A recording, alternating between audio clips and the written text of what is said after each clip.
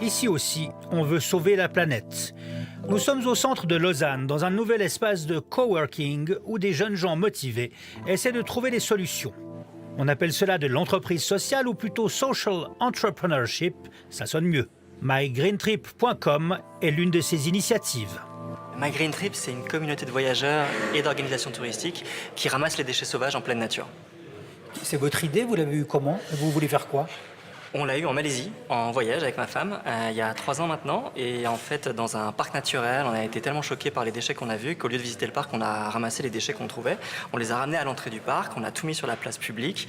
Et puis des gens ont commencé à venir nous en parler. Et on s'est dit, mais comment est-ce qu'on peut essayer de faire qu'il y ait plus en plus de voyageurs, de parcs naturels et puis du coup d'organisations touristiques qui prennent un peu ce problème à bras-le-corps. Ramasser un déchet, c'est bien. Le proclamer sur les réseaux sociaux, c'est encore mieux. À coups de posts et de hashtags sur Facebook et Instagram, ils veulent faire grandir leur communauté de voyageurs vertueux. Ce qui passe aussi par l'innovation technologique. C'est un kit de ramassage de déchets qu'on a développé parce que quand on est en voyage, on n'a pas toujours sur soi tout le matériel pour ramasser les déchets. C'est quelque chose de très pratique, c'est un sac réutilisable, lavable, qui est fait en voile de bateau recyclé. Et puis dessus, vous pouvez l'accrocher à votre ceinture, l'accrocher à un mousqueton, à un sac, et vous mettez les déchets que vous trouvez dedans quand vous êtes en randonnée, par exemple. On a aussi développé des sacs de ramassage de déchets, mais cette fois en plastique recyclé, quand il y a des déchets qui sont beaucoup plus gros. Malheureusement, ça arrive, ou quand il y en a beaucoup plus. Et donc là, on les remet dans une poubelle la plus proche aussi. On a des gants biodégradables pour se protéger les mains. Et puis après, on a des petits éléments, clin d'œil, une carte postale à envoyer à ta grand-mère pour l'informer à la fois, mais aussi en même temps pour lui dire que tu l'aimes. Le projet a déjà recruté ses premiers adeptes en Suisse. Regardez bien ce déchet, il n'en a plus pour très longtemps. Car voici Clémence qui sort tout juste de son bureau à Martigny pour la pause de midi. Elle aussi ne supporte plus la vue des détritus.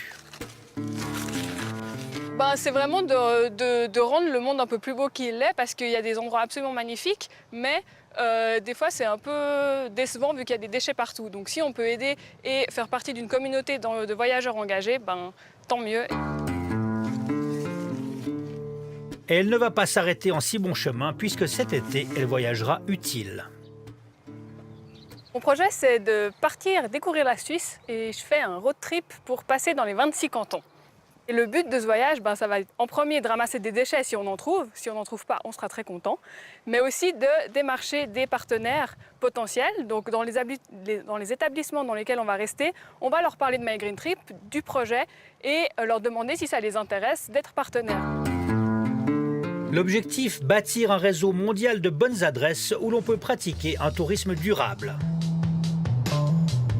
Nous voici maintenant aux Canaries, sur l'île de Fuerteventura, réputée pour son vent régulier qui souffle de l'Atlantique. Un paradis pour les surfeurs. Ces touristes prennent des cours pour apprendre à maîtriser les vagues, mais pas seulement.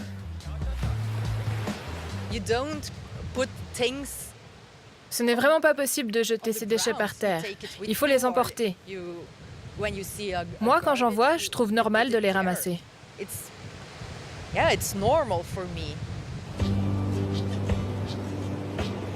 Le moniteur allemand lui-même a décidé que surf et respect de l'environnement doivent aller de pair. Nous avons ici une très forte croissance du tourisme. Ce que je remarque ces dernières années, c'est qu'il s'agit surtout de gens qui viennent pour faire la fête, des soirées. Alors on trouve de plus en plus d'emballages de fast-food, de bouteilles en plastique et de mégots de cigarettes sur la plage.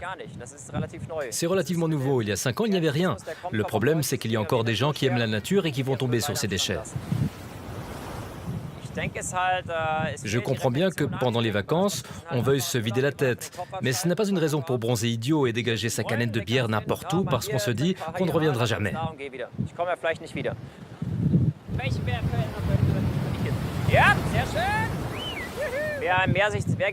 Vous voyez cet endroit, c'est magnifique. Il y a de l'énergie, il y a de la joie. Alors celui qui vient ici pour surfer ne doit pas seulement profiter du lieu, il doit aussi le respecter, le protéger. Et pour préserver cet environnement, il faut le maintenir propre. Et c'est parti. Ainsi, pour le même prix, les clients ont le droit de ramasser les déchets sur la plage après leur cours de surf.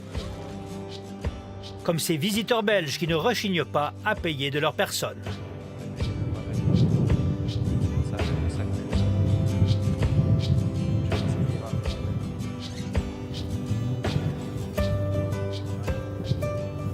Qu'est-ce que tu trouves sur la plage? Des plastiques, du verre, des canettes, du papier. Ça vient d'où tout ça? Des gens qui les jettent pour la plage, il faut les jeter dans la poubelle. Bon, maintenant je vais ranger la place. Et on remarque quand même, quand on va surfer, qu'il y a quand même des montagnes de déchets qui s'accumulent sur les côtes. Et c'est une catastrophe parce que ça ne disparaît jamais en fait.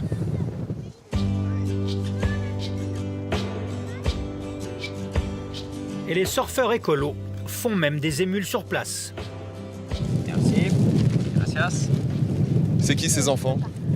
Oh, ça, c'est des enfants des villes, ils sont toujours ici à la plage. Et souvent, quand on passe ici avec l'action de nettoyage, ils viennent aussi, ils nous aident. C'est chaque fois qu'on croise, ils suivent l'exemple et ils sont très motivés.